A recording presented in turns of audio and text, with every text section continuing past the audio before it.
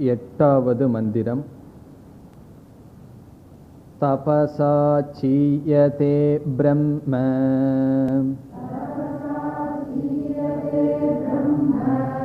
ततोऽन्नमभिजायते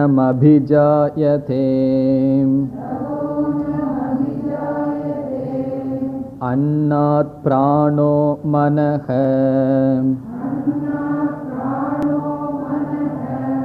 सत्यं लोकाः कर्मसु चामृतम्।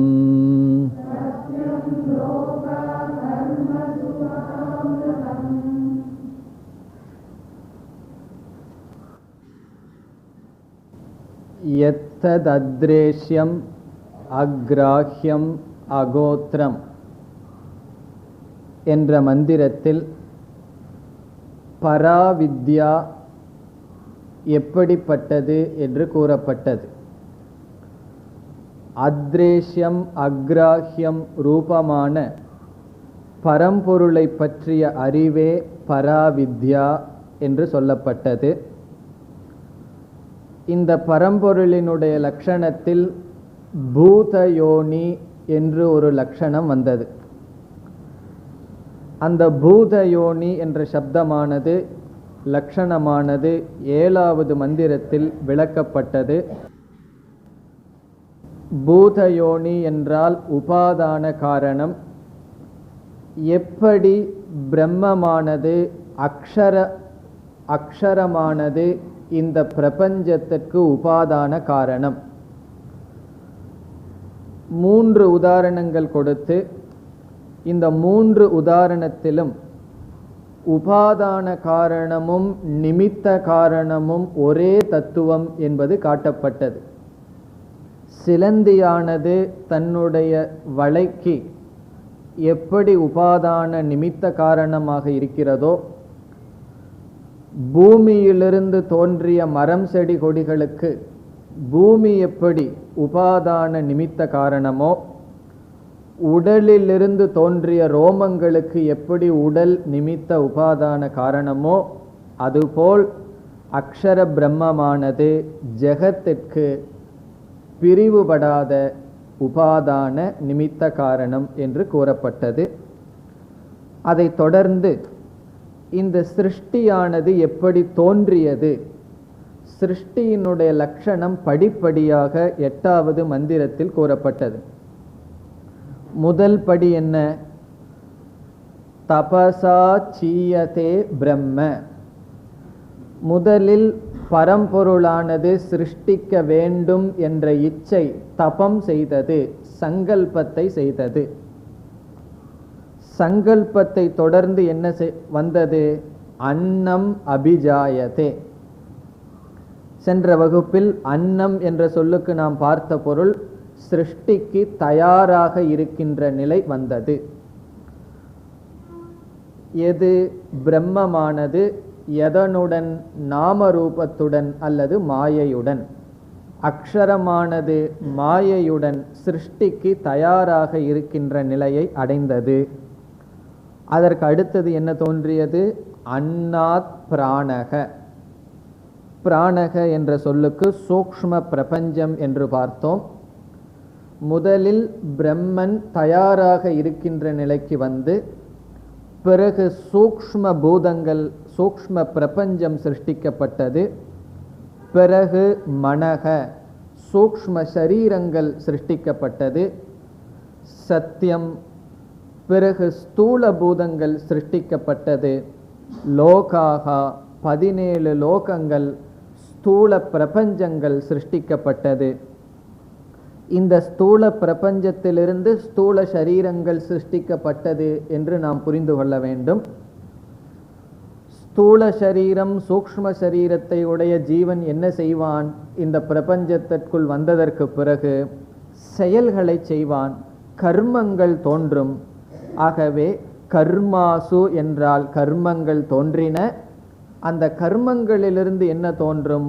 அமிர்தம், கர்ம பலன். இவ்விதமானது சிருஷ்டி படிப்படியாக தோன்றியது என்று கூறப்பட்டது. இதுவரை சென்ற வகுப்பில் பார்த்தோம். இனி அடுத்த கருத்து 9வது மந்திரம். யஸ் சர்வஜ்ஞ சர்வவித்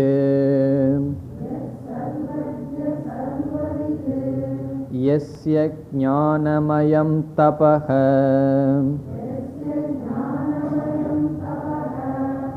தஸ்மாத் ஏதத் பிரம்ம நாம ரூபமன்னம் ச ஜாயதே.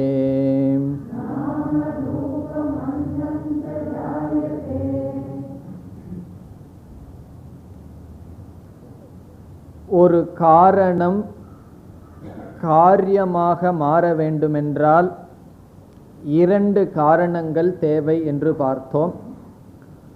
களிமண்ணானது பானையாக மாற வேண்டுமென்றால் இரண்டு காரணம். ஒன்று அந்த களிமண், அதற்கு உபாதான காரணம். இனி ஒன்று அந்த களிமண்ணை பானையாக மாற்றுபவன், குயவன், நிமித்த காரணம். நிமித்த காரணம் உபாதான காரணமும் சேர்ந்தால் காரியம் உருவெடுக்கும். இதுவரை உபாதான காரணத்தை பற்றி பேசப்பட்டது. இந்த மந்திரத்தில் நிமித்த காரணம் பேசப்படுகின்றது. அந்த அக்ஷர பிரம்ம எப்படி நிமித்த காரணம் என்று நிமித்த காரணத்தை பற்றிய விஷயம் இங்கு வருகின்றது. நிமித்த காரணத்தை பற்றி இதுவரை நாம் விசாரம் செய்யவில்லை.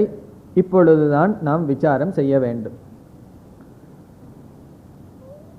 களிமண்ணை பானையாக ஒருவன் மாற்ற வேண்டும் என்றால் அவனுக்கு முதலில் என்ன தேவை, என்ன தகுதி இருக்க வேண்டும் என்றால் எப்படி செய்ய வேண்டும் என்கின்ற ஞானம் அவசியம். ஒரு பொருளை எடுத்து நாம் ஒரு பொருளாக மாற்றுகின்றோம் என்றால் முதலில் அந்த நிமித்த காரணத்திற்கு இருக்க வேண்டிய முதல் தகுதி ஞானம், அறிவு. அறிவு இல்லை என்றால் ஒரு பொருளை ஒரு பொருளாக நாம் மாற்ற முடியாது. ஆகவே நிமித்த காரணத்தினுடைய முதல் தகுதி ஞானம். ஈஸ்வரன் அல்லது மாயையுடன் கூடிய பிரம்மன் இந்த பிரபஞ்சத்திற்கு உபாதான காரணம், நிமித்த காரணம் என்று பார்த்தோம். நிமித்த காரணம் என்று சொல்லும் பொழுதே ஈஸ்வரனுக்கு என்ன இருக்க வேண்டும்? ஞானம் இருக்க வேண்டும். நாம் எதை படைக்கின்றோமோ அதை பற்றிய ஞானம் நமக்கு இருக்க வேண்டும். ஒரு பஞ்சிலிருந்து துணி செய்தால் துணியை பற்றிய அறிவு செய்பவனுக்கு இருக்கும். மரத்திலிருந்து மேஜைகள் செய்தால் மரத்திலிருந்து எப்படி மேஜை செய்ய வேண்டும் என்ற அறிவு அவனுக்கு இருக்கும். ஆகவே எதை நாம் படைக்கின்றோமோ அதை பற்றிய அறிவு நமக்கு இருக்க வேண்டும். ஈஸ்வரன் எதை படைத்துள்ளார்? ஈஸ்வரன் என்ற சொல்லுக்கு பொருள் என்ன? இங்கு குறிப்பிடப்பட்ட அக்ஷரம் பிரம்ம, அவ்யக்தமான நாமரூபம், அதற்கு மாயை. ஆகவே பிரம்மன் மாயை சேர்ந்த தத்துவம்தான் இந்த படைப்புக்கு காரணம் என்று பார்த்தோம். அந்த தத்துவத்துக்கு ஈஸ்வரன் அல்லது பிரம்ம. இந்த பிரம்மமானது எதை படைக்கின்றது என்றால் அகில பிரபஞ்சத்தையும் அனைத்தையும் படைக்கின்றது. எதை நாம் படைக்க வேண்டுமோ அதை பற்றிய அறிவு நமக்கு இருக்க வேண்டும். எல்லாவற்றையும் படைப்பவருக்கு எப்படிப்பட்ட அறிவு இருக்க வேண்டும்? எல்லாவற்றையும் பற்றிய அறிவு இருக்க வேண்டும். ஆகவே நிமித்த காரணமான ஈஸ்வரனுக்கு முதல் லட்சணம் சர்வஜ்ஞக. சர்வஜ்ஞக என்றால் எல்லாம் அறிந்தவர், ஞக என்றால் அறிபவர், சர்வஜ்ஞக என்றால் அனைத்தும் அறிபவர். இது நிமித்த காரணமாக இருப்பதற்கு முதல் தகுதி. ஒரு பானையை செய்பவனை நாம் என்ன சொல்லலாம்? கடக்ஞக என்று சொல்லலாம். கடம் என்றால் பானை. பானையை செய்பவனுக்கு பானையை பற்றி அறிவிருக்கின்றது. துணியை செய்பவனுக்கு துணியை பற்றி அறிவிருக்கின்றது. அதேபோல் சர்வம் எல்லாவற்றையும் செய்பவனுக்கு எல்லாவற்றை பற்றியும் அறிவு இருக்க வேண்டும். அதுதான் நிமித்த காரணத்தினுடைய முதல் தகுதி. இனி இந்த ஞானம் எப்படி ஏற்படுகின்றது? நமக்கு அறிவு எப்படி ஏற்படுகின்றது என்றால் எண்ணங்கள் மூலியமாகத்தான் அறிவு ஏற்படும். எந்த ஒரு அறிவும் விருத்தி எண்ணங்கள் இல்லாமல் வராது. எண்ணங்களுக்கு சமஸ்கிருதத்தில் விருத்திஹி என்று சொல்லப்படும். விருத்திஹி என்றால் தாட், எண்ணங்கள். ஞானம் என்பது, அறிவு என்பது விருத்தி விகாரக, எண்ணங்களினுடைய மாறுபாடு, எண்ணங்களினுடைய விகாரம்தான் அறிவு. உதாரணமாக ஒரு பொருளை நாம் பார்க்கின்றோம். அந்த பொருளை பற்றிய அறிவு நமக்கு வர வேண்டும் என்றால் அந்த பொருளை பற்றிய உருவத்தை இந்திரியங்கள் வழியாக மனம் விகாரம் அடைய வேண்டும். இப்பொழுது இந்த டைம் பீஸை எடுத்து இந்த வாட்சை பற்றி அறிவு நம்ம மனதில் வர வேண்டும் என்றால் கண் மூலமாக இந்த பொருளை மனம் பார்த்து அந்த விருத்தியானது, எண்ணமானது பொருளுக்கு தகுந்த விகாரத்தை அடைந்து பிறகு அந்த பொருளை பற்றிய ஞானத்தை அடைகின்றது. மனதில் எண்ணங்களே வரவில்லை என்றால் ஞானம் என்பதே கிடையாது. இதை நாம் புரிந்து கொள்வதற்கு எந்த உதாரணம் எடுத்துக்கொள்ளலாம்? ஆழ்ந்த உறக்கத்தில் எண்ணங்களினுடைய விகாரம் இல்லை, ஆகவே புதிய அறிவும் கிடையாது. ஆழ்ந்த உறக்கத்தில் எண்ணங்கள் விகாரப்படுவதில்லை, ஆகவே அறிவு இல்லை, ஞானம் வருவதில்லை. ஆகவே ஞானத்திற்கு மனம் தேவை, விருத்தி விகாரம் தேவை. முதல்ல நம்ம என்ன சொன்னோம்? எல்லாவற்றையும் படைக்கின்ற ஈஸ்வரனுக்கு எல்லாவற்றை பற்றிய அறிவு தேவை, சர்வஜனாக இருக்க வேண்டும் என்று நியமம், ஒரு கண்டிஷன், ஒரு தகுதி இருக்க வேண்டும் என்று பார்த்தோம். இப்பொழுது இந்த பிரம்மத்திற்கு விருத்தி விகாரம் வர வேண்டும் என்றால் பிரம்மத்திற்கு மனம் ஏது, மனம் எங்கு இருக்கின்றது என்பதுதான் கேள்வி. இந்த ஈஸ்வரனுக்கு ஞானம் வந்தால் தானே எல்லாவற்றையும் படைக்க முடியும். ஆகவே பிரம்மத்தினுடைய மனம் என்ன என்றால் சாஸ்திரம் கூறுகின்றது மாயைதான் இந்த அக்ஷரத்திற்கு விருத்தியாக மனமாக இருக்கின்றது. இப்போ நமக்கு மனம் இருப்பது போல் ஈஸ்வரனுடைய மனம் என்னவென்றால் மாயைதான் ஈஸ்வரனுக்கு மனம் அல்லது விருத்தியாக அமைகின்றது. இதிலிருந்து நமக்கு என்ன தெரிகின்றது? நாம் உபாதான காரணத்தை பார்க்கும் பொழுது அக்ஷர பிரம்மமானது மாயையினுடைய துணை கொண்டு விதவிதமாக சிருஷ்டி செய்தது. அதே அக்ஷர பிரம்ம மாயையினுடைய துணை கொண்டுதான் நிமித்த காரணமாகவும் இருக்கின்றது. சென்ற வகுப்பில் சொன்ன ஒரு கருத்து நமக்கு ஞாபகம் இருந்தால்தான் இரண்டையும் சேர்த்து புரிந்து கொள்ள முடியும். பிரம்மமானது நாம ரூபத்தினுடைய துணை கொண்டு சிருஷ்டி செய்தது என்று பார்த்தோம். நாம ரூபம் அவ்யக்தமாக இருக்கின்ற நிலைக்குத்தான் மாயை என்று பார்த்தோம். ஆகவே அக்ஷர பிரம்மமானது மாயையினுடைய துணை கொண்டு உபாதான காரணம், அதே அக்ஷர பிரம்ம அதே மாயையினுடைய துணை கொண்டுதான் நிமித்த காரணமாகவும் இருக்கின்றது. எப்படி அந்த மாயையே தன்னுடைய மனமாக கொண்டு இந்த பிரபஞ்சத்தினுடைய அறிவை அடைகின்றது. இங்கு இந்த ஈஸ்வரன் அல்லது பிரம்மன் சர்வஜ்ஞக, எல்லாம் அறிந்தவர் என்பதற்கு இரண்டு சொற்கள் பயன்படுத்தப்பட்டுள்ளது. ஒன்று சர்வஜ்ஞக என்ற சொல், எல்லாம் அறிந்தவர்.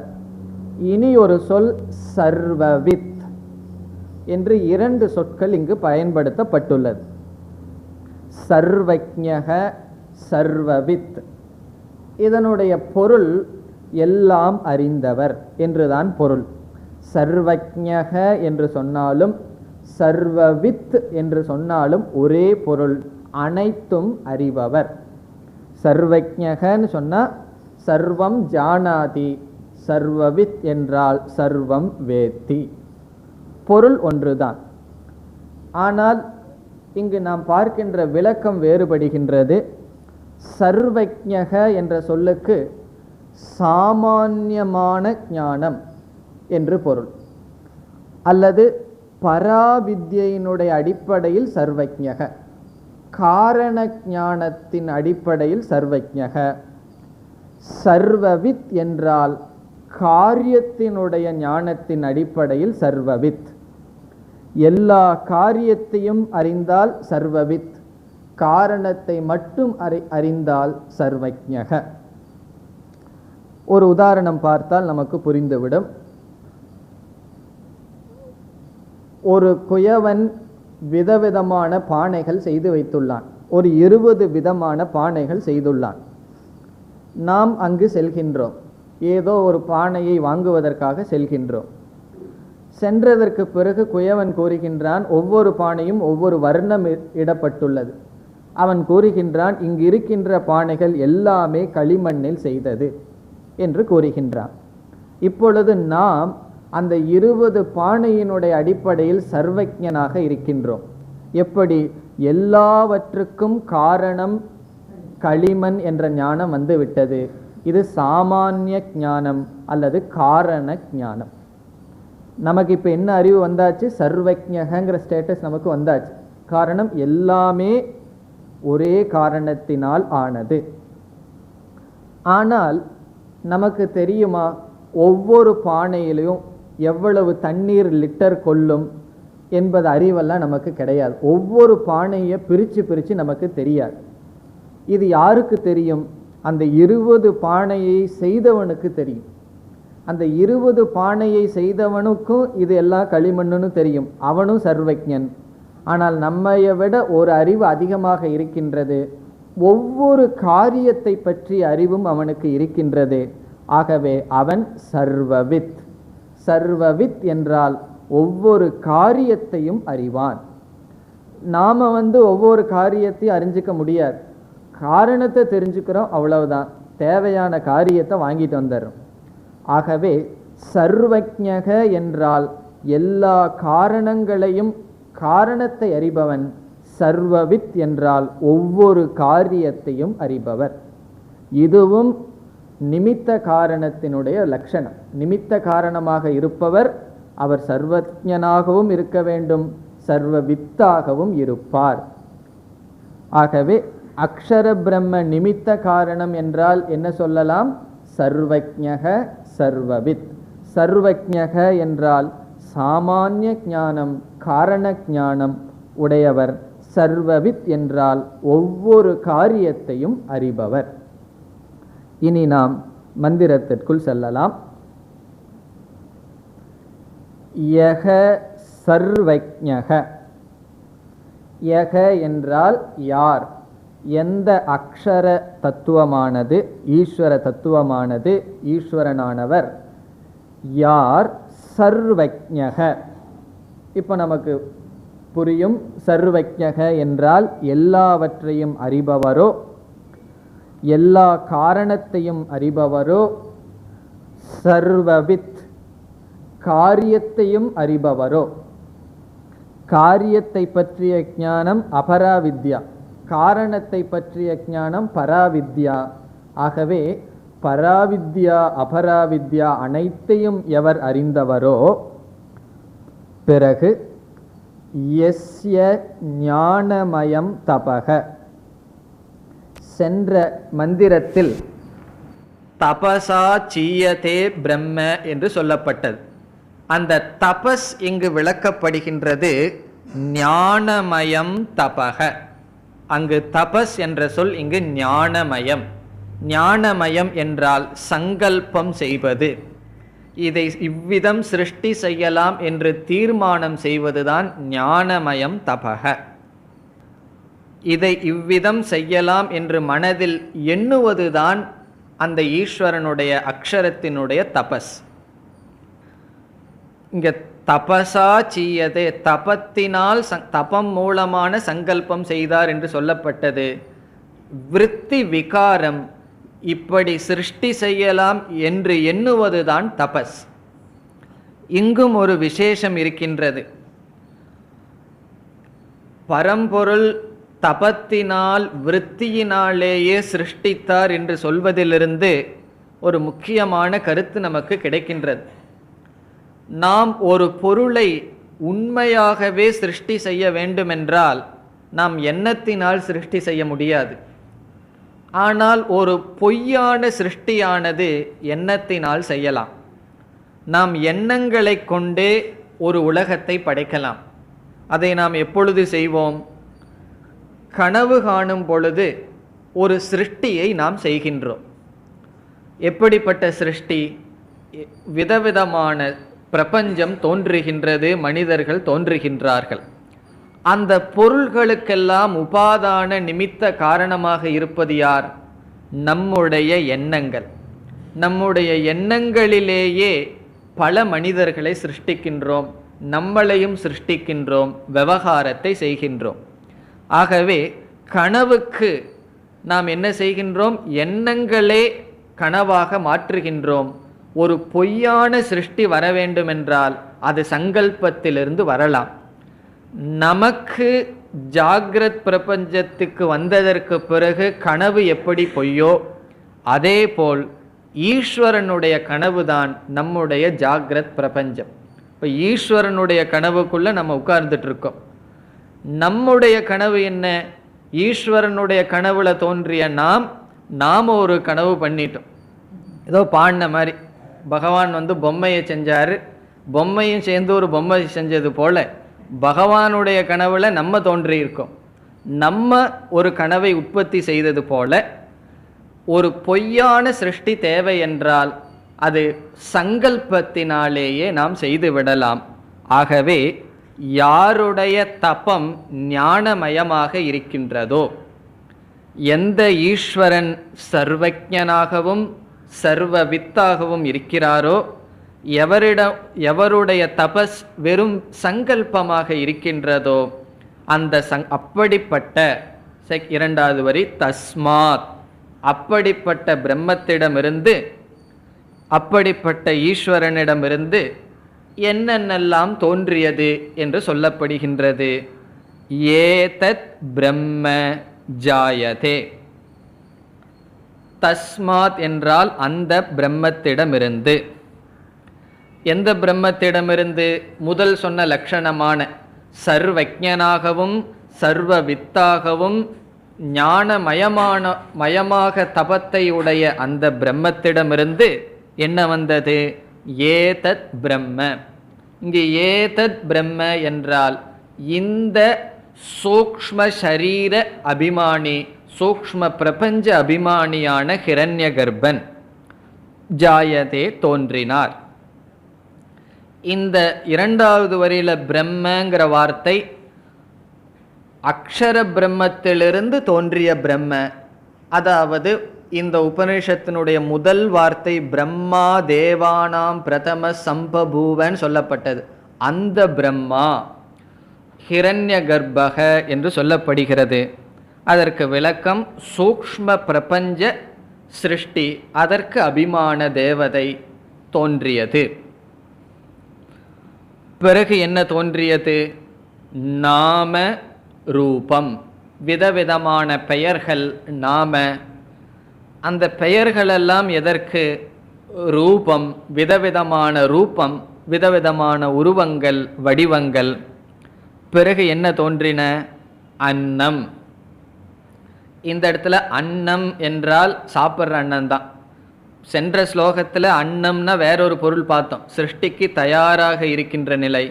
இந்த இடத்துல அன்னம் என்றால் போக்ய வஸ்து, நம்மால் அனுபவிக்கக்கூடிய பொருள்கள், உணவு எல்லாமே நம்மால் அனுபவிக்கக்கூடிய அனைத்தும் அன்னம். ச ஜாயதே, இவைகள் தோன்றின. இந்த இரண்டாவது வரியில என்ன தோன்றின என்பதற்கு பிரம்மங்கிற வார்த்தை போக்தாவை குறிக்கின்றது. அன்னம் என்ற வார்த்தை போக்யம், அனுபவிக்கப்படும் பொருளை குறிக்கின்றது. அந்த பிரம்மத்திடமிருந்து அனுபவிப்பவன், அனுபவிக்கப்படும் பொருள் என்ற இந்த பிரபஞ்சமானது தோன்றியது. அதுதான் இதனுடைய சாரம். இப்படிப்பட்ட நிமித்த காரணமான பிரம்மத்திடமிருந்து போக்ய அனுபவிக்கப்படும் பொருளும் அனுபவிக்கின்ற ஜீவனும் அனைத்தும் தோன்றியது. ஜாயதே. இப்போ 9வது மந்திரத்தில் என்ன கூறப்பட்டது? எப்படி அக்ஷர பிரம்ம நிமித்த காரணம் என்று கூறப்பட்டது. இதற்கு முன் ஸ்லோகங்களில் எப்படி உபாதான காரணம் என்று கூறப்பட்டது. இந்த மந்திரத்துடன் இந்த முதல் பகுதி முடிவடைகிறது. நம்ம பார்த்தோம், முண்டக உபனிஷத்தில் முண்டகம் என்றால் அத்தியாயம், கண்டக என்றால் செக்ஷன், பகுதி. 3 அத்தியாயங்கள் உடையது. ஒவ்வொரு அத்தியாயத்திலும் 2 பகுதிகள். இதில் முதலாவது அத்தியாயத்தில் முதல் பகுதி இந்த மந்திரத்துடன் முடிவடைகிறது. அடுத்த பகுதிக்கு செல்வதற்கு முன் இந்த முதல் பகுதியினுடைய சாரத்தை பார்ப்போம். பிறகு அடுத்த 2வது கண்டத்திற்கு செல்லலாம். இந்த உபனிஷத் முதல் 2 மந்திரத்தில் பரம்பரையுடன் துவங்கியது. மந்திரம் 1, 2 பரம்பரா, பரம்பரையை பற்றி பேசியது. இந்த ஞானம் பரம்பரையாக வந்தது என்று இந்த வித்யா ஸ்துதி, இந்த ஞானத்தை துதி செய்வதற்காக, புகழ்வதற்காக பேசியது. இப்போ 1, 2 பரம்பரா, ஞான பரம்பரா, சம்பிரதாயமானது பேசப்பட்டது. எதற்கு சம்பிரதாயம் பேசப்பட்டது என்ற கருத்தை எல்லாம் நாம் பார்த்தோம். குரு சிஷ்யனை அறிமுகப்படுத்த என்றெல்லாம் பல கருத்துக்களை பார்த்தோம். பிறகு 3வது மந்திரத்தில் சிஷ்யனுடைய கேள்வியானது வந்தது. இந்த முதல் பகுதியில் நாம் ஞாபகம் வைத்து கொள்ள வேண்டியது 3வது மந்திரத்தில் 2வது வரி. முழு உபனிஷத்தையும் படிக்கிறதுக்கு நேரம் இருந்து மனசில் ஞாபகம் வச்சுட்டா நல்லது. அது முடியாத பட்சத்தில் அந்தந்த கண்டத்தில் குறிப்பிடத்தக்க ஸ்லோகங்களை நான் அவ்வப்பொழுது கூறும் பொழுது அதையாவது நாம் ஞாபகம் வைத்து கொள்ள வேண்டும். அதை ஞாபகம் வச்சிட்டாவே முண்டகோபனிஷத் முழுதும் அறிந்ததற்கு சமம். ஆகவே குறிப்பிடத்தக்க வரி என்னவென்றால் 3வது மந்திரத்தில் 2வது வரி. என்ன வரி? சிஷ்யனுடைய கேள்வி, கஸ்மின்னு பகவோ விஜ்ஞாதே சர்வமிதம் விஜ்ஞாதம் பவதி. எதை அறிந்தால் அனைத்தையும் அறிந்ததாகுமோ, எதை ஒன்றை தெரிந்து கொண்டால் அனைத்தும் தெரிந்ததாகுமோ, அதை எனக்கு உபதேசியுங்கள். இந்த கேள்வி வேதாந்த சாஸ்திரத்தில் பிரசித்தம். பல உபனிஷத்தில் இது போன்ற கேள்விகள் இருக்கின்றது. இந்த கேள்வியினுடைய சாரத்தை நாம் பார்த்தோம். காரண ஞானத்தினால் எல்லா காரியமும் அறிந்தது ஆகின்றது. ஆகவே இந்த கேள்வியை சுருக்கமாக கூறினால், இந்த அகில பிரபஞ்சத்திற்கும் காரணமாக இருக்கின்ற தத்துவத்தை உபதேசியுங்கள். அதுதான் உபனிஷத்தில் பேசும் பொழுது இந்த மாதிரி தான் நம்ம பேசுவோம். ஆனால் இதே கருத்து புராணத்தில் வரும்பொழுது நம்ம ஒரு பிரசித்தமான புராண கதையில் படிக்கிறோம். இப்போ முருகன் இருந்தார், விநாயக பெருமான் இருந்தார். யார் உலகத்தை சுற்றி வர்றார்களோ அவர்களுக்கு பழம்ங்கிற கதையெல்லாம். அதில் இந்த விநாயகர் என்ன பண்ணார்? சிவபெருமானையும் பார்வதியும் சுற்றி வந்துட்டு பழத்தை வாங்கிட்டார். இதனுடைய அதே தத்துவம் தான் அங்கே கதை மூலியமாக போயிருக்கு. இப்போ எவரை சுற்றி வந்தால் அகில பிரபஞ்சத்தையும் சுற்றி வந்தது ஆகிறதோ, காரணமான ஈஸ்வரனை சுற்றி வந்தால் அங்கே கதை மூலியமாக வருகின்றது. இதே கருத்து சாஸ்திரத்திற்குள் இருக்கும் பொழுது காரண காரிய தத்துவமாக நாம் படிக்கின்றோம். இதற்கு 4வது ஸ்லோகத்தில் இந்த கேள்விக்கு பதிலாக பராவித்யா அபராவித்யா என்று 2 விதமான ஞானம் அறிமுகப்படுத்தப்பட்டது. இப்போ 4வது மந்திரம் பரா அபராவித்யா அறிமுகம். எதற்கு அறிமுகம்? இந்த கேள்விக்கு, எதை அறிந்தால் எல்லாவற்றையும் அறிந்ததாகின்றதோ என்ற கேள்விக்கு குரு ஆனவர் நேரடியாக பதிலை ஆரம்பிக்காமல் 2 விதமான அறிவு அடையப்பட வேண்டும் என்று அறிமுகப்படுத்தினார். பிறகு 5வது மந்திரத்தில் பராவித்யா அபராவித்யா லக்ஷணமானது கூறப்பட்டது. 4வது மந்திரத்தில் அறிமுகம், 5வது மந்திரத்தில் எது பராவித்யா எது அபராவித்யா என்ற லக்ஷணம் கூறப்பட்டது. இதில் நம்ம பார்த்தோம், எல்லா வேதங்களுமே அபராவித்யான்னு சொல்லிட்டார். அதிலிருந்து வேதத்தினுடைய சப்த ஞானம் அபராவித்யா, உபனிஷத்தினுடைய அர்த்த ஞானம் பராவித்யா. அதுதான் நமக்கு முக்கியம். உபனிஷத்தினுடைய அர்த்த ஞானம் பராவித்யா. அர்த்த ஞானத்தை விடுத்து வேறு எந்த ஞானம் அடைந்தாலும் அது அபராவித்யா. பிறகு 6வது மந்திரத்திலிருந்து கடைசி வரை 9வது மந்திரம் வரை பராவித்யா விளக்கப்பட்டது. 6லிருந்து 9 வரை பராவித்யா விளக்கப்பட்டது. இதில் 6வது மந்திரம் ஞாபகம் வைத்து கொள்ள வேண்டிய மந்திரம். எத்தத் அத்ரேஷ்யம் அக்ராஹ்யம் அகோத்திரம், அந்த மந்திரத்தை நாம் ஞாபகம் வைத்து கொள்ள வேண்டும். ஆகவே முதல் பகுதியில் 3வது மந்திரத்தில் 2வது வரி, பிறகு 6வது. காரண ஞானத்தினால் காரிய அனைத்தும் அறியப்படுகிறது என்பதனால் ஈஸ்வரன் என்ற தத்துவம் அறிமுகப்படுத்தப்பட்டது. அல்லது பிரம்ம அபின்ன நிமித்த உபாதான காரணம். அபின்னம் என்றால் வேறுபடாத, நிமித்தமும் உபாதான காரணமும் அந்த அக்ஷர தத்துவம் என்று அறிமுகப்படுத்தப்பட்டது. ஆகவே முதல் பகுதி முடிவு எப்படி வந்தது? பரா அபராவித்யா அறிமுகப்படுத்தப்பட்டு லக்ஷணம் சொல்லி பராவித்யா விளக்கப்பட்டது 6லிருந்து 9 வரை. இந்த நிலையில் முதல் பகுதியானது முடிவடைகின்றது. இனி நாம் 2வது பகுதிக்கு செல்வோம். 1வது அத்தியாயம், 2வது கண்டம். பிரதம முண்டகம், துதிய கண்டக. 1வது மந்திரம். ததேதத் சத்யம் மந்த்ரேஷு கர்மாணி கவயஹ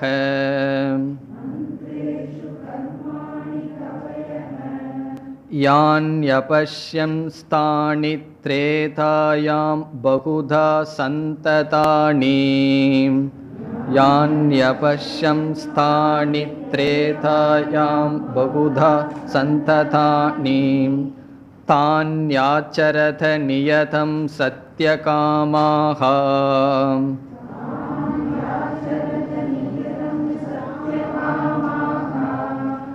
ஏஷவः பந்தா சுக்ருதஸ்ய லோகே.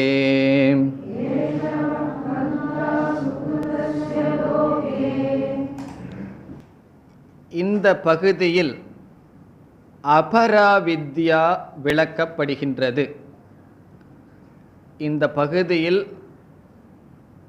அபராவித்யா விளக்கப்படுகின்றது. அதற்கு பிறகு பராவித்யா தொடரப்படும். பராவித்யா சுருக்கமாக விளக்கப்பட்டது. பராவித்யா தான் நாம் தெரிந்து கொள்ள வேண்டும். அது சுருக்கமாக விளக்கப்பட்டது. பிறகு அதை விளக்குவதற்கு முன் அபராவித்யா விளக்கப்படுகின்றது இந்த பகுதியில். அபராவித்யா என்றால் என்ன? பிரம்ம ஞானம் அல்லது அக்ஷர ஞானத்தை தவிர என்னென்ன அறிவெல்லாம் நமக்கு வருதோ அதெல்லாம் அபராவித்யா. அபராவித்யாவை சுருக்கமாக லட்சணம் கொடுக்க வேண்டும் என்றால் எல்லாமே அபராவித்யாவாக இருப்பதனால் இங்கு பிரம்மத்துக்கு அக்ஷரம்ங்கிற வார்த்தை சொல்லப்பட்டது. ஆகவே அக்ஷர ஞானத்தை தவிர்த்து எல்லாமே அபராவித்யா தான். இதெல்லாம் வேறு சில உபனிஷத்தில் நன்கு விளக்கப்படும். நாரதர் எனக்கு எத்தனையோ வித்யா தெரியும், அனைத்தும் தெரிந்தும் என்னுடைய சோகம் நீங்கவில்லைன்னு சொல்கிறார். அப்போ நாரதர் ஒரு லிஸ்ட்டு கொடுக்குறார், என்னென்ன வித்யா எனக்கு தெரியும், நக்ஷத்திர வித்யா, பூத வித்யா, பிரேத வித்யா, எல்லா வித்யாவும் எனக்கு தெரியும்னு சொல்கிறார். ஆகவே எல்லா விதமான அறிவும் அபராவித்யா தான்.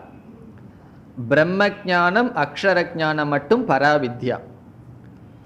ஆனாலும் இந்த இடத்தில் இந்த பகுதியில் விளக்கப்படுகின்ற அபராவித்யா 2 வித்யா எடுத்து கொள்ளப்படுகின்றது.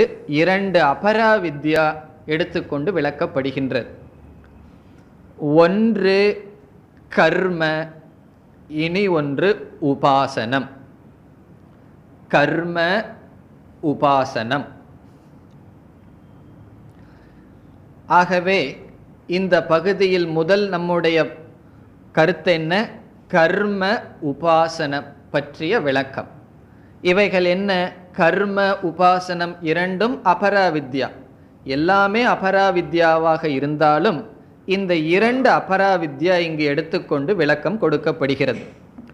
அதற்கு காரணம், இந்த இரண்டும் நேரடியாக பராவித்யைக்கு வருவதற்கு படியாக அமைவதனால். கர்மமும் உபாசனையும் பராவித்யா அல்லது மோட்சத்திற்கு வருவதற்கு நேரடி சாதனம்.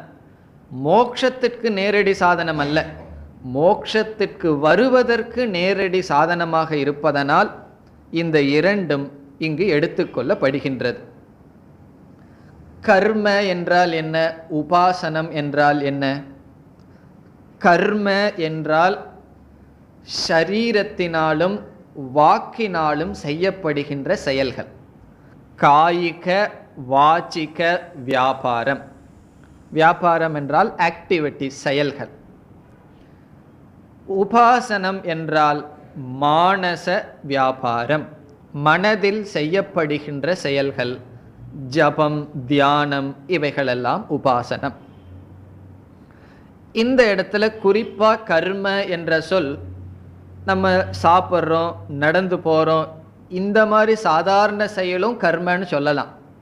ஆனால் வேதத்தில் சில கர்மங்களெல்லாம் சொல்லியிருக்கு. இந்த யாகம் நீ செய், இந்த கடமைகளை நீ செய்ன்னு விதவிதமான செயல்களை பற்றி வேதம் சொல்கின்றது. அதை நாம் செய்கின்றோம். அந்த கர்மங்களை குறிப்பாக குறிக்கின்றது. ஆகவே இங்கு கர்ம என்றால் வைதிக கர்ம, வேதத்தில் சொல்லப்பட்டுள்ள அல்லது ஒரு லட்சியத்தை அடைய வேண்டும் என்று நாம் செய்கின்ற முயற்சி கர்ம, எஃபர்ட். ஷரீரத்தினாலேயும் வாக்கினாலும் நாம் செய்கின்ற முயற்சி, இவைகளெல்லாம் கர்ம என்று சொல்லப்படுகிறது. நம்ம கையை அசைக்கிறோம், காலை அசைக்கிறோம், அதுவும் கர்ம தான். ஆனாலும் செயல்தான். ஏன்னா காய்க வியாபாரம், காயத்தில் உடலில் செய்யப்படுற வியாபாரம். இருந்தாலும் ஒரு லட்சியத்திற்காக நாம் முயற்சி செய்து சரீரத்தில் ஒரு காரியத்தை செய்தால் அது கர்ம. உதாரணம், ஆரோக்கியம் வேணும்னு சொல்லி யோகாசனம் செய்தால் கர்ம. சில புத்திரகாம இஷ்டி செய்தால் கர்ம. மழை வேணும்னு யாகம் செய்தால் கர்ம. இவ்விதம் வேதத்தில் சொல்லியிருக்கின்ற அல்லது நாமவே ஒரு லட்சியத்திற்காக செய்யப்படும் செயல்கள் ஷரீர வாக் மானசம், அவைகளை பற்றி இங்கு பேசப்படுகிறது. முதல்ல இந்த முழு அத்தியாயத்தினுடைய சாரம் என்னன்னு பார்த்துட்டோம்னா சுலபமாக உள்ளே செல்ல முடியும். இந்த கர்மத்தை பற்றியும் உபாசனையை பற்றியும் இங்கு என்ன பேசப்படுகிறது என்றால், உபனிஷத் கர்மத்தினுடைய ப்ளஸ் பாயிண்ட், இந்த கர்மத்தினால என்னென்ன நம்ம அடையலாம், என்னென்ன பிரயோஜனம் இருக்குன்னு முதல்ல பேசுது. விதவிதமான யாகங்கள் வேதத்தில் சொல்லியிருக்கு. கர்ம காண்டங்களில் விதவிதமான கர்மங்கள் பேசப்பட்டுள்ளது. அதை செய்வதனால் நமக்கு என்னென்னலாம் கிடைக்கும் அதை சொல்லுது. கர்மத்தினுடைய ப்ளஸ் பாயிண்ட், கர்மத்தினுடைய பிரயோஜனம். அதற்கு பிறகு என்ன செய்கின்றது? இந்த கர்மத்தினுடைய மைனஸ் பாயிண்ட், இந்த கர்மத்தினால என்னென்ன அடைய முடியாது. ஆகவே கர்மத்தினால் நாம் எதை அடையலாம், அதனுடைய பிரயோஜனம் என்ன, கர்மத்தினால் எதை அடைய முடியாது, கர்மத்தினுடைய மைனஸ் பாயிண்ட், அதனால நமக்கு அதிலிருந்து எது நமக்கு கிடைக்காதுங்கிற அறிவை முதல்ல சாஸ்திரம் நமக்கு கொடுக்கின்றது. அதே போல உபாசனையினால நம்ம என்ன அடையலாம், உபாசனையினால என்ன அடைய முடியாது. இதுதான் இங்கு இதற்கு பிறகு வருகின்ற கருத்து. கர்மத்தினுடைய ப்ளஸ் பாயிண்ட், கர்மத்தினுடைய மைனஸ் பாயிண்ட், உபாசனையை பற்றிய ப்ளஸ் மைனஸ் பாயிண்ட். இதில் 1வது மந்திரத்திலிருந்து 10வது மந்திரம் வரை கர்மத்தை பற்றி பேசுகிறது. இந்த பகுதியில் 1லிருந்து 10 வரை கர்மத்தை பற்றி பேசுகின்றது. 11வது மந்திரத்தில் உபாசனையை பற்றி பேசுகிறது. இந்த உபநிஷத்தில் உபாசனையை பற்றி அதிக விளக்கம் வரவில்லை, ஒரே மந்திரத்தில் உபாசனையை முடித்து விடுகிறது. இப்போ 11 மந்திரங்கள் கர்ம உபாசன சம்பந்தமான அபராவித்யா. முதல் 10 மந்திரம் கர்மத்தை பற்றி பேசுது, 11வது மந்திரம் உபாசனை. பிறகு 11 மந்திரத்தில் அபராவித்யை பேசி முடித்ததற்கு பிறகு எதை பற்றி உபனிஷத் பேச வேண்டும்? பராவித்யை பற்றி பேச வேண்டும். அந்த பராவித்யை பேசுவதற்கு, பராவித்யைக்கு போவதற்கு பாலமாக 2 முக்கியமான ஸ்லோகங்கள் வருகின்றது. அது 12, 13.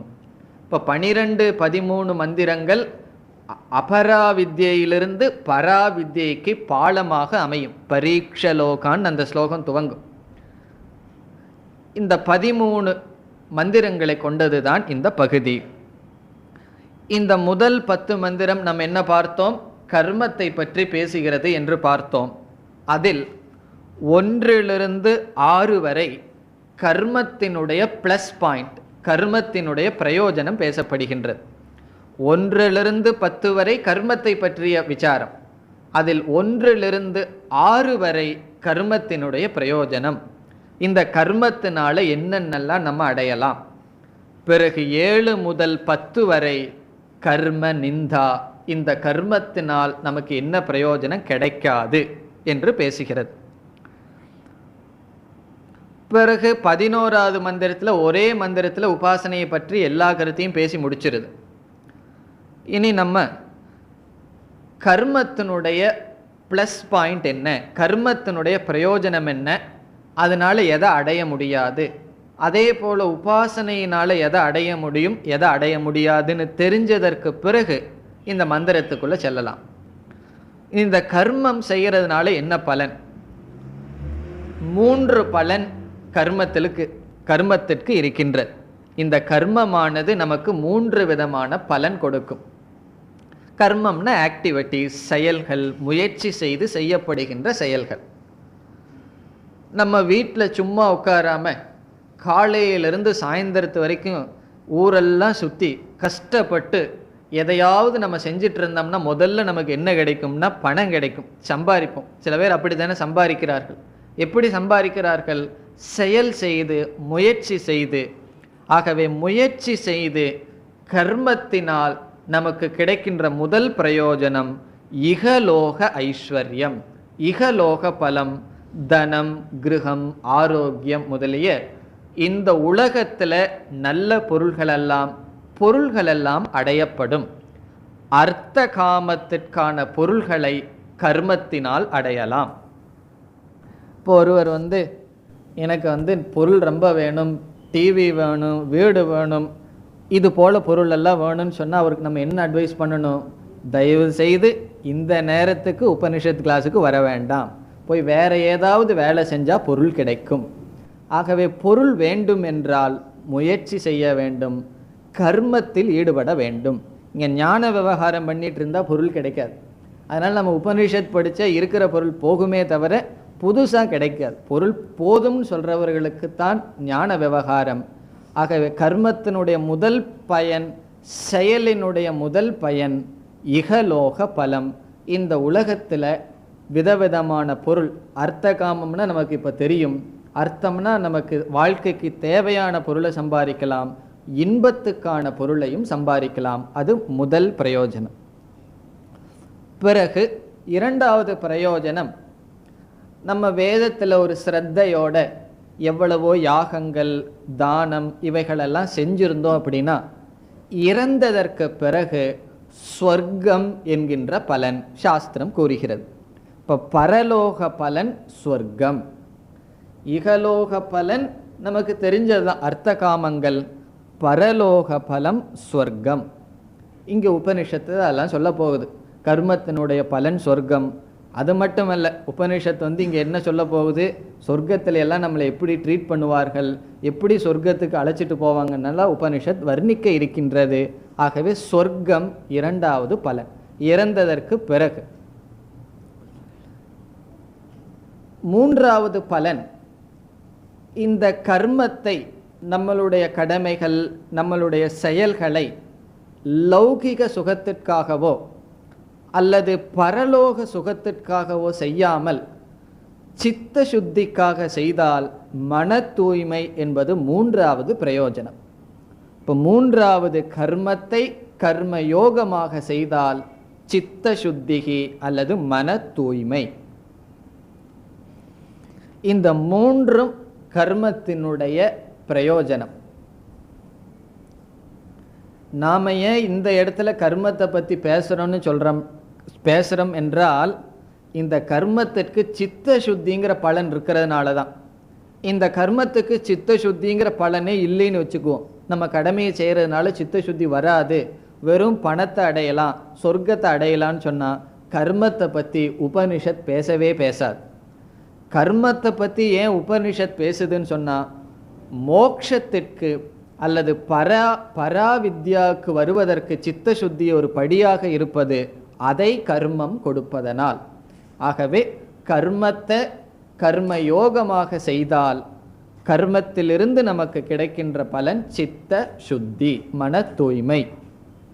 இப்போ மன தூய்மை என்றால் என்ன? சுருக்கமாக மன தூய்மை என்றால் பராவித்யா அடைவதற்கு தகுதியான மனம் கிடைக்கின்றது. பராவித்யாவுக்கு நாம் தகுதியை அடைவோம், அதுதான் சித்த சுத்தி. பராவித்யாவை தெரிஞ்சிட்டாத்தேன மோட்சம். அந்த மோட்சத்தை கொடுக்கின்ற வித்யாவுக்கு நாம் தகுதியை அடைவோம். இது கர்மத்தினுடைய ப்ளஸ் பாயிண்ட், கர்மத்தினுடைய பிரயோஜனம். மூன்று பிரயோஜனம்: லௌகிக சுகம், அர்த்த காமம், பரலோக சுகம், சொர்க்கம். பிறகு மூன்றாவது சித்த சுத்தி. இனி இதனுடைய மைனஸ் பாயிண்ட் என்ன? இந்த கர்மத்தினால எதை அடைய முடியாது? அதனுடைய நிந்தா என்னவென்றால், ஒன்று, முதல்ல இகலோக பரலோகத்தினுடைய அடிப்படையில் நமக்கு பதில் சொல்லணும்னா ஒரே சிறிய வார்த்தையில் சொல்லிடலாம்: அனித்தியம். இகலோக பொருளாகட்டும் பரலோக சுகமாகட்டும் அது நிலையற்றது.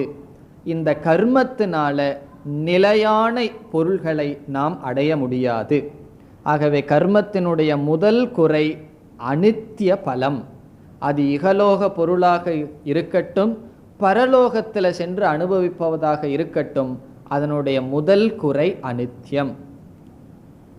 நம்ம எவ்வளவுதான் சம்பாரித்து வச்சாலும் அது எவ்வளவு காலத்துக்கு இருக்குது?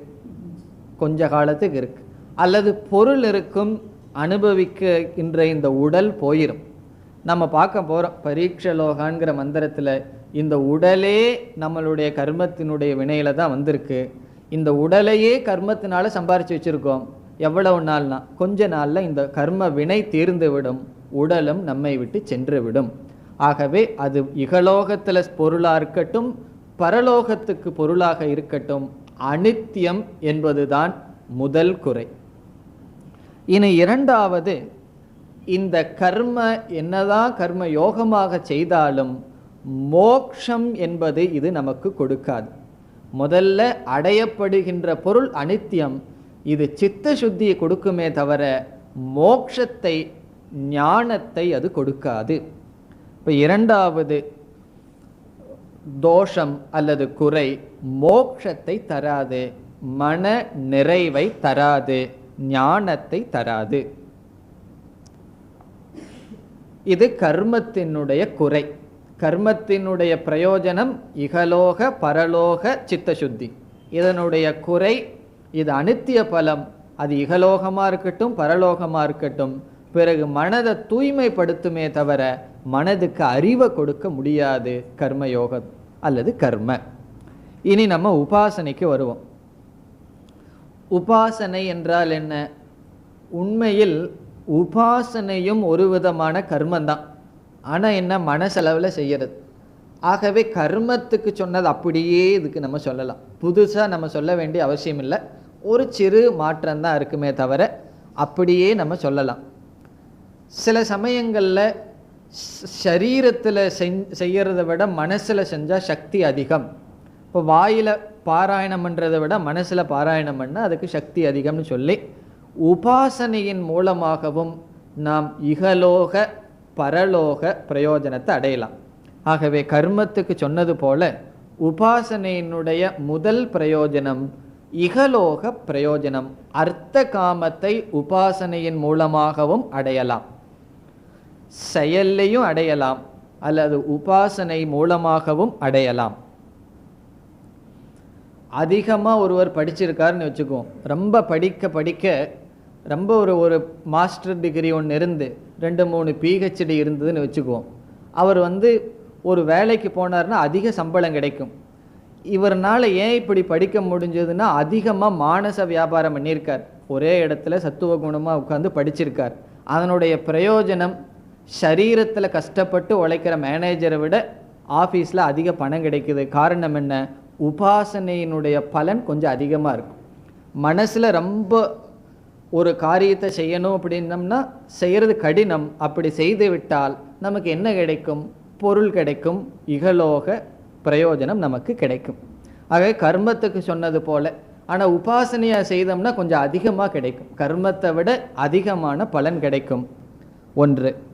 இரண்டாவது, இறந்ததற்கு பிறகு எப்படி இகலோகத்திலேயே அதிகமாக பலன் கிடைக்கிறது போல பரலோகத்திலேயும் கூட பல லோகங்கள் இருக்கு. அதில் மேக்சிமம் லோகம், சொர்க்கலோகத்தை விட உயர்ந்த லோகம், அதிக சுகம் இருக்கின்ற லோகம் பிரம்மலோகம். அந்த பிரம்மலோக பிராப்தி கிடைக்கும் உபாசனை செய்தால். கர்மம் செய்தால் சொர்க்கலோகத்துக்கு போவோம், உபாசனை செய்தால் பிரம்மலோகத்திற்கு செல்லலாம்.